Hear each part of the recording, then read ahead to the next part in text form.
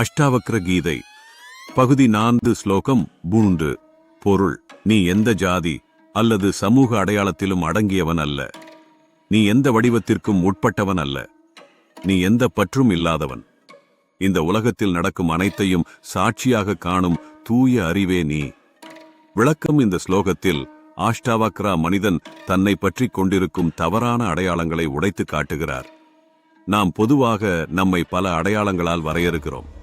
நான் இந்த குடும்பத்தை சேர்ந்தவன், இந்த சமுதாயத்தை சேர்ந்தவன், இந்த வேலையில் இருக்கிறவன் என்று நினைக்கிறோம்.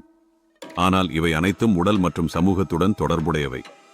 அஷ்டாவக்ரர் சொல்வது என்னவென்றால், உண்மையான நீ இந்த அடையாளங்களில் எதுவும் அல்ல. நீ எந்த வடிவத்திற்கும் உட்பட்டவன் அல்ல. நீ எந்த பற்றும் இல்லாதவன். நீ இந்த உலகத்தில் நடக்கும் அனைத்தையும் அமைதியாக சாட்சியாக காணும் தூய சித்தம். உடல் செய்கிறது, மனம் சிந்திக்கிறது, ஆனால் ஆன்மா சும்மா சாட்சியாக இருக்கிறது. இந்த உண்மையை புரிந்து கொண்டால் மனிதன் உள்ளத்தில் அமைதி தோன்ற ஆரம்பிக்கும். ஸ்லோகம் 4 பொருள். நல்லது, கெட்டது, சுகம், துக்கம் இவை அனைத்தும் மனத்தின் நிலைகள். நீ உண்மையில் செய்பவன் அல்ல, அனுபவிப்பவனும் அல்ல. நீ எப்போதும் சுதந்திரமானவன். விளக்கம். இந்த ஸ்லோகத்தில் அஷ்டாவக்ரர் இன்னும் ஆழமான உண்மையை கூறுகிறார். நாம் வாழ்க்கையில் பல அனுபவங்களை சந்திக்கிறோம். சில நேரங்களில் சந்தோஷம் வருகிறது, சில நேரங்களில் துக்கம் வருகிறது.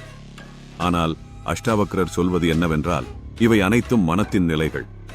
ஆன்மா இதனால் பாதிக்கப்படுவதில்லை. நாம் பொதுவாக நான் செய்தேன், நான் அனுபவிக்கிறேன் என்று நினைக்கிறோம். ஆனால் உண்மையில் செய்கிறது உடலும் மனமும் தான். ஆன்மா சாட்சியாக மட்டுமே இருக்கும். இந்த உண்மையை தெளிவாக புரிந்து கொண்டவனுக்கு ஒரு பெரிய சுதந்திரம் கிடைக்கும்.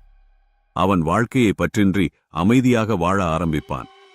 இந்த ஆன்மீக பயணம் தொடர்கிறது. அடுத்த பகுதியில் ஸ்லோகம் 5 மற்றும் ஸ்லோகம் 6. நன்றி.